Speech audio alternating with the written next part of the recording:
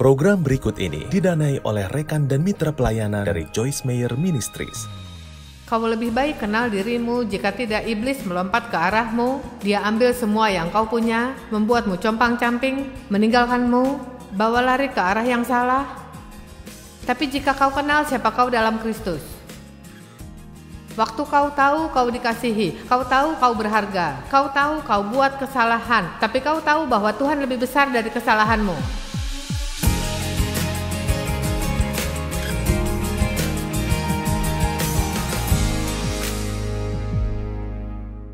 Apa sikapmu terhadap diri sendiri?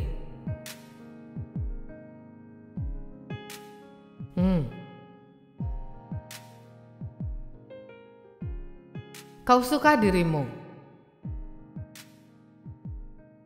Ada beberapa orang di sana, tapi kau tahu, aku menghabiskan bertahun-tahun tak suka diriku. Bahkan mungkin jadinya membenci diri sendiri. Itu penolakan diri sendiri. Karena banyak hal yang terjadi pada saat aku tumbuh, entah bagaimana itu kesalahanku sendiri. Jadi pertama aku mengatakan, jika seseorang menganiayamu, merendahkanmu, menyalahgunakan, mencelamu, menghakimimu, dan melakukan sesuatu yang melukaimu, ketidakpeduliannya bukan salahmu.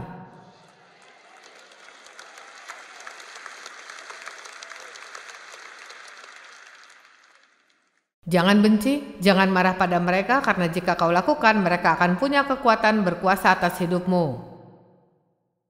Hal yang perlu kau lakukan adalah menyadari sumbernya, lepaskan, lupakan, lanjutkan hidupmu.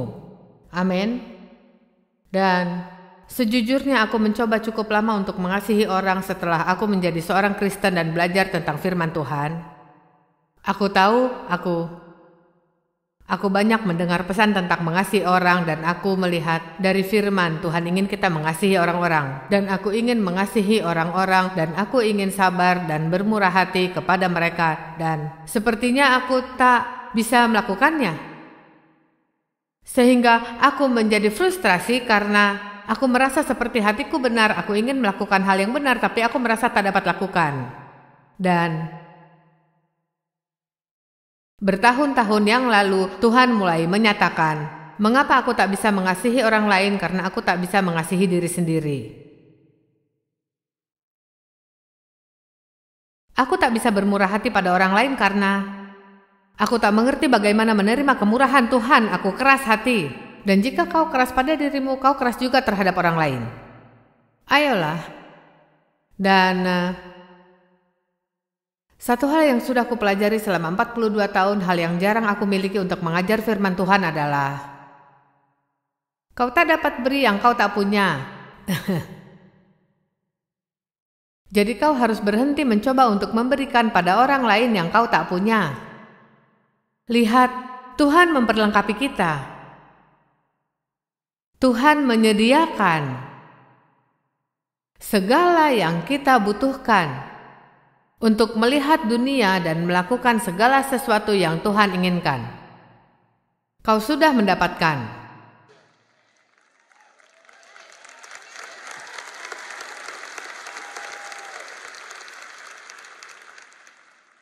Jika kau tak mengerti, tak peduli apa yang kau punya, jika kau tak tahu, tak ada gunanya. Dan jika tak ada gunanya, kau tidak dapat melakukan kebaikan bagi orang lain.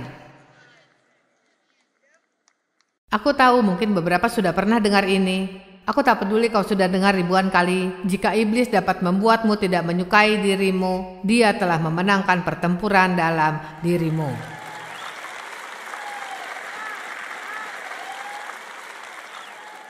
Apa sikapmu terhadap dirimu? Apa hubungannya dalam dirimu? Apa yang kau pikirkan dan rasakan tentang dirimu? Berapa banyak waktu kau habiskan berpikir tentang apapun yang salah denganmu, yang tak dapat, dan yang jangan, dan yang tidak, dan yang seharusnya? Bandingkan dengan apa kau bahkan pernah sengaja duduk dan berpikir tentang karuniamu dan kekuatanmu. Mungkin kita berpikir, tak baik jika hanya duduk dan berpikir seberapa baik diriku. Aku tak bicara seberapa baik kau dalam dirimu, aku bicara apa yang Tuhan kerjakan untukmu, yang Tuhan investasikan dalammu, dan yang Tuhan beri untukmu. Ku beritahu sesuatu, ada banyak hal yang aku tidak. Kemudian aku berhenti untuk memikirkan hal itu sejak lama, dan sebenarnya aku dengan sengaja memikirkan hal apa yang aku kuasai. Aku seorang komunikator. Aku sangat setia. Aku berkomitmen. Sangat berdedikasi, dan aku pekerja keras. Aku tahu, aku juga tak sabar. Aku mengharapkan sedikit lebih dari orang-orang yang tahu bagaimana memberi. Aku dapat terus dan terus, tapi kau tahu aku tak mau. Karena aku tak ingin beri waktu lagi pada iblis untuk berpikir atau berbicara tentang apa yang salah denganku. Kau tahu, karena Tuhan tahu apa yang salah denganku waktu Ia memilihku. Hal yang sama terjadi padamu. Ingat, pada malam Kamis, aku bicara tentang pikirkan yang Tuhan lakukan dalam dirimu lebih dari memikirkan yang terjadi di sekitarmu. Jangan biarkan terjebak dalam keadaan kita dan yang tak kita punya, yang tak berjalan baik, yang tak orang-orang kerjakan. Mari kita melekat pada sesuatu, tak peduli seberapa kecil. Itu hal baik dalam hidup kita, sesuatu yang Tuhan lakukan. Mari rayakan hal itu. Dan semakin kau rayakan hal baik, semakin kecil hal buruk akan terjadi. Ayolah. Ku beritahu, semakin fokus terhadap apa yang salah, semakin besar hal salah kau dapat. Ku ulangi, semakin kau fokus terhadap apa yang salah denganmu, semakin besar hal yang salah kau dapat. Semakin sedikit kesempatan kau singkirkan hal itu.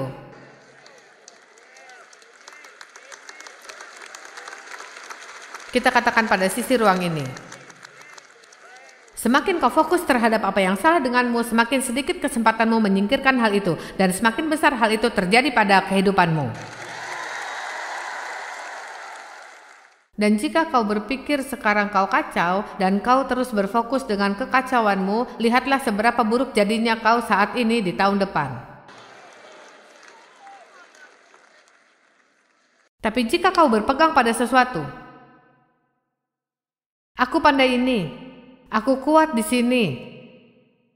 Apapun itu, sebenarnya aku ingin menantangmu untuk menuliskannya dalam kertas.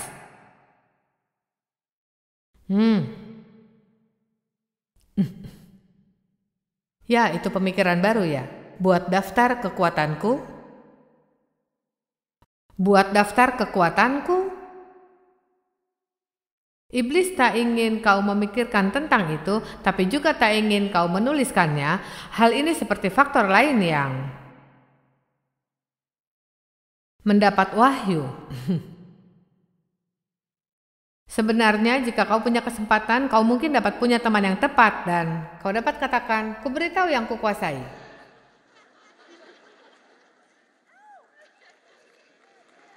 Aku di sini berhasil. Ayo.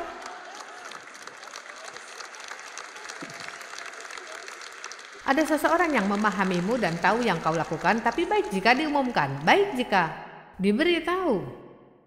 Aku beritahu sesuatu, tolong dengarkan. Banyak hal yang lebih baik padamu dibanding hal salah padamu.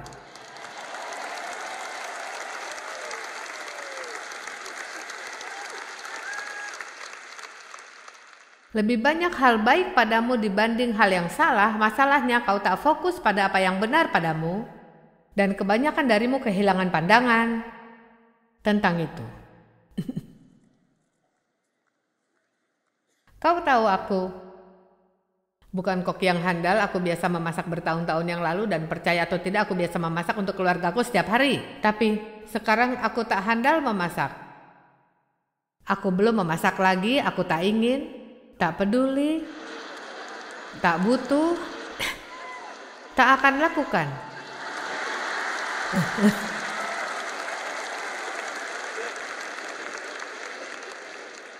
Aku pernah coba beberapa tahun lalu, bertahun-tahun lalu, coba buat pakaian untuk keluargaku, membuatkan suamiku celana pendek, dan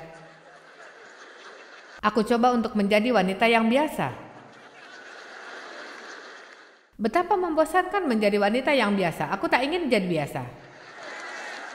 Aku ingin berada di stratosfer lain, di suatu tempat, jadi berbeda dengan orang lain. Aku tak mengatakan, kau tahu kau tak berharga jika kau membuat pakaian untuk keluarga. Aku pikir hal itu hebat, aku menghargaimu. Terkadang aku berharap dapat lakukan itu, tapi aku tak mengharapkan lagi. Pertama, aku tak akan habiskan waktu untuk ingin yang tak bisa aku punya. Kau harus tetap pada urapanmu, kau harus tetap pada karuniamu, dan kau mulai beri dirimu pada hal yang kau mampu daripada menghabiskan waktumu mencoba menjadi kuat di bidang yang kau tak pernah bisa.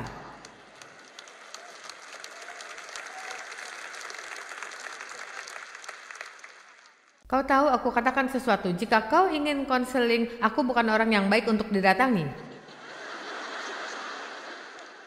Aku cukup baik di atas sini, tapi kau tahu aku tak akan jadi baik. Kenapa? Karena aku dapat katakan apa masalahnya dalam 2 detik. Dan kita tak buat alasan, tak bermain game. Ini masalahnya, ini yang perlu kau lakukan. Pulanglah, lakukan. Jika kau tak mau, barangkali tak ada gunanya kembali. Karena aku tak ingin. Aku tak melakukannya. Tak lakukan. Tak khotbah di pernikahan, jangan minta untuk itu. Tak khotbah di pernikahan, aku pernah melakukannya sekitar 3 kali. Dan ini yang sejujurnya, di pernikahan pertama, khotbahku sangat lama. Sampai pendamping mempelai jatuh pingsan. Jatuh melalui dinding yang memisahkan panggung dari peralatan ibadah, itu seperti setengah tembok. Kepalanya melewati tembok, karena jika kau menaruh mikrofon di depanku dan berdiri, aku tidak bisa melakukan apapun.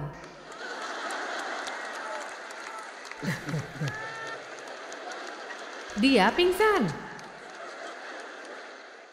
Aku tak tahu mengapa orang-orang menikah cepat. Aku pikir itu kesempatan untuk mengatakan bagaimana menjalani hidup, bergaul satu sama lain.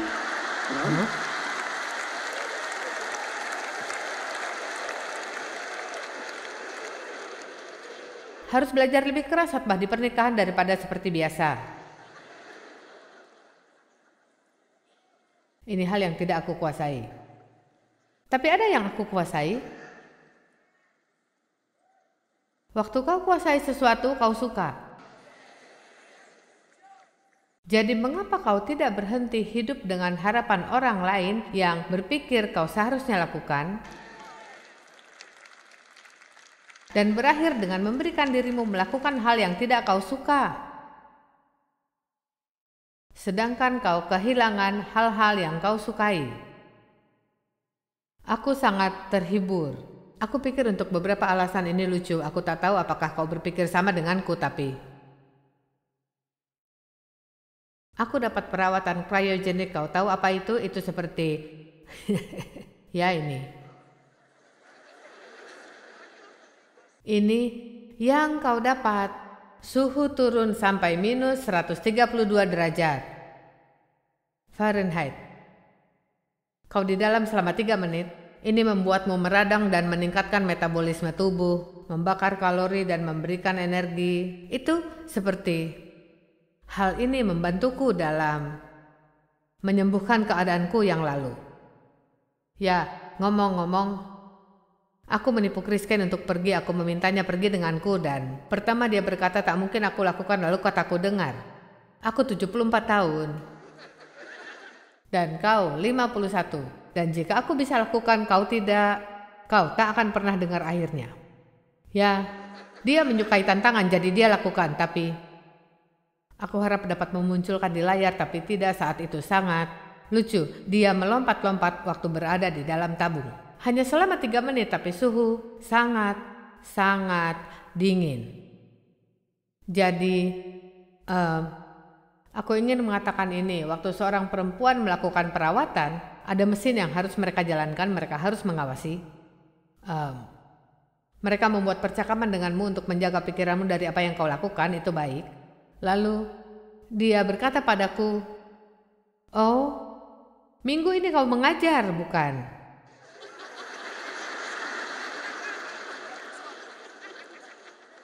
Aku menjawab, ya, aku tahu dia tak tahu apa-apa.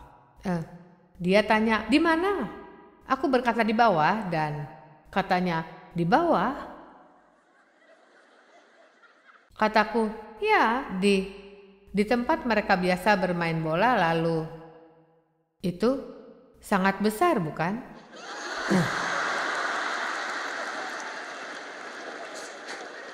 Kataku, "Ya, ada hampir 25.000 wanita yang datang." Dia berkata, "Benarkah?" Aku pikir itu lucu. Bisakah kau bayangkan aku punya percakapan dengan dia?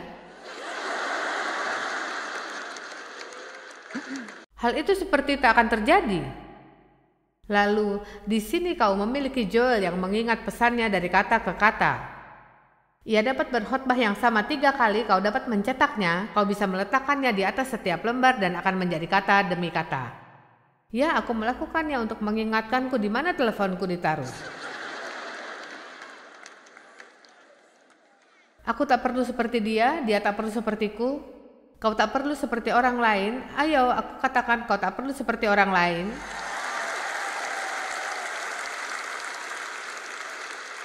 Kau dapat jadi dirimu. Dan berharap nanti aku dapat membantumu memiliki sikap yang lebih baik terhadap dirimu sendiri. Dan kau dapat keluar dari sini dengan kepercayaan diri. Karena aku katakan, wanita yang percaya diri, berbahaya, tak dapat dihentikan. Maksudnya kau benar-benar adalah wanita yang luar biasa. Aku memiliki ini di sini. Ini, kertasnya mulai terlepas sesekali, yang mana aku perhatikan salah satu terlepas sekarang. Kemarin ada yang terlepas dan aku menyerahkan pada salah satu orang yang bersamaku yang dapat memperbaiki segalanya. Aku pikir mungkin tak ada apa-apanya bagi dia. Lalu hal yang ku tahu ada 2 lembar keluar dan menjadi 3. Dia tak perbaiki, dia hanya merobeknya dan dia. Lalu Matt berhasil, dia mencoba membantu dan ada 2 pria dewasa yang memiliki kemampuan mekanik tidak dapat membuat buku ini menyatu. Aku memanggil Penny, asisten administrasi, dia memperbaikinya kurang dari 1 menit.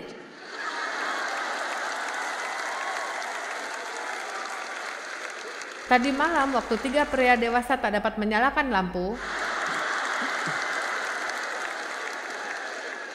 butuh sepasukan dari mereka hanya untuk membuat lampu menyala. Dan mungkin ada wanita di antaramu yang punya obeng di dalam tas yang kau bawa kemana-mana. Kau bisa naik ke atas memperbaiki ini.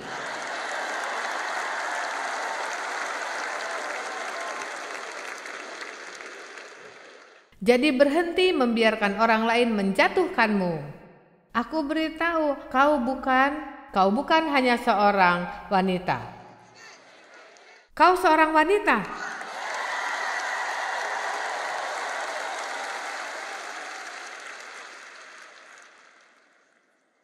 2 hubungan yang paling penting adalah, pertama, hubunganmu dengan Tuhan.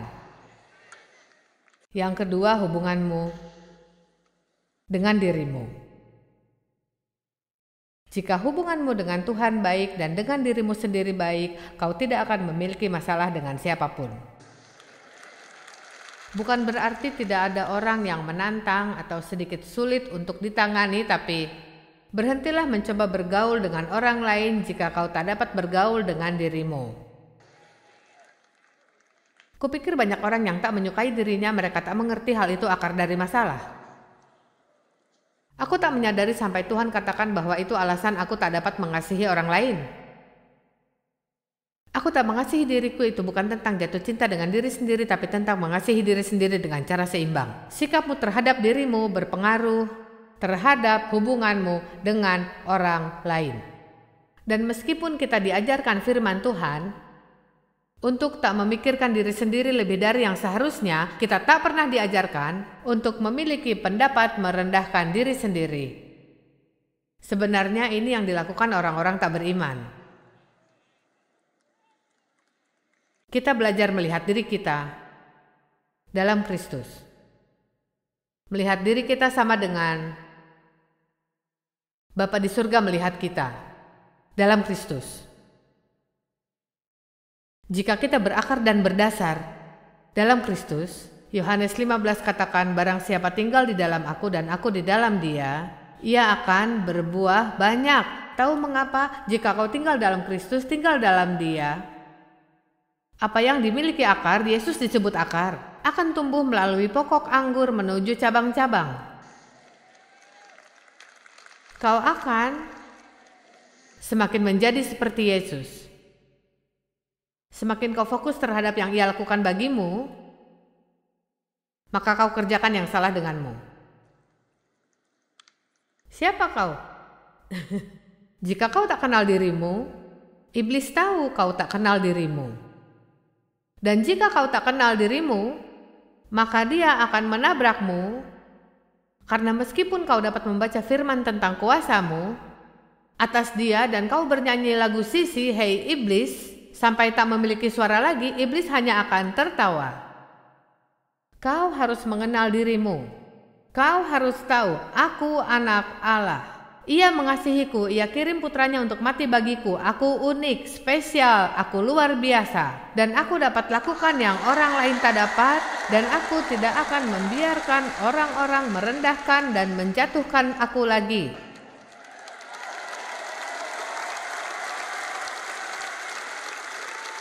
Kau tidak boleh membiarkan siapapun juga, dimanapun di planet ini, menentukan nilai dan harga dirimu. Berapa banyak kali kita lakukan hal itu karena orang lain menganiaya atau menolak kita, atau orang lain tak suka, kita menganggap mereka benar dan ada yang salah dengan kita. Tak semua orang menyukaimu. Maaf aku katakan ini, tapi tidak peduli seberapa banyak kita, tak semua orang menyukaimu.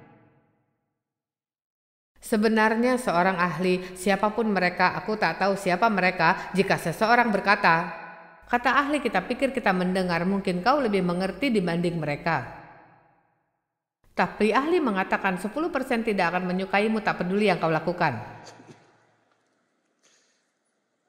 Jadi kau harus lanjut dan menjadi dirimu dan menikmatinya. Mari lihat Kisah Para Rasul 19 ayat 11.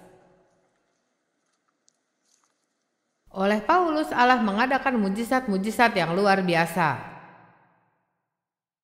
Bahkan orang membawa sapu tangan atau kain yang pernah dipakai oleh Paulus dan meletakkannya atas orang-orang sakit, maka lenyaplah penyakit mereka dan keluarlah roh-roh jahat. Wow. Tidakkah beberapa dari orang Yahudi pengusir setan? Dahulu ada banyak orang yang pandai mengusir setan. Mereka dibayar untuk mengusir setan dari orang-orang. Mereka juga memanggil nama Yesus kepada mereka yang memiliki roh jahat. Katanya, aku memohon dengan sungguh-sungguh atas nama Yesus yang Paulus khotbahkan.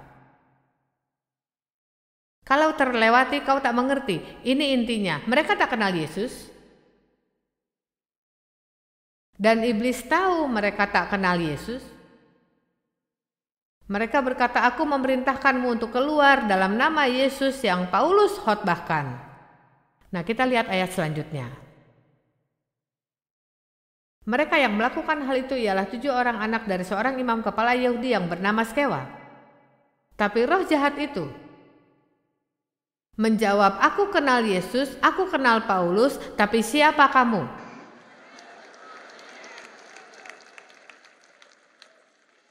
Kukatakan sesuatu. Para iblis mengatakan, kau pikir kau siapa? Berapa kali dalam hidupku aku dengarkan hal itu, terutama di masa awal waktu aku mulai pelayanan ini. Kau pikir kau siapa? Kau bukan siapa-siapa, entah dari mana, kau tak memiliki pendidikan cukup, Kau tidak punya gelar, kau bukan seorang teologia, kau siapa dan siapa yang akan mendengarkanmu?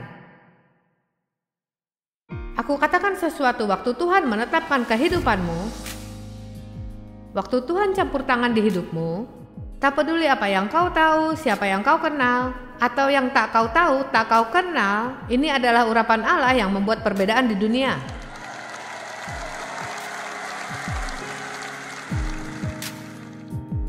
Aku katakan lagi, jika iblis dapat membuatmu tak mengasihi dirimu, dia telah memenangkan pertempuran dalam dirimu. Lihat dirimu sama seperti Bapa Surgawi, melihat kita dan di dalam Kristus. Dipilih, berharga, mengasihi kita, memberi kita karunia, kau benar-benar luar biasa. Kau harus melihatnya.